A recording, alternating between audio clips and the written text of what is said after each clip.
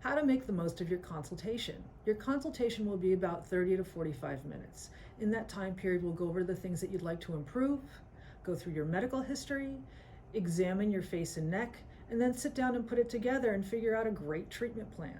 To do this effectively, I need you to do a couple of things. One, and the most important, please come up with a wish list of the things that you'd like to improve. It may not be obvious to me of the things that you're seeing every day. And think of looking at a painting. We can interpret it in different ways.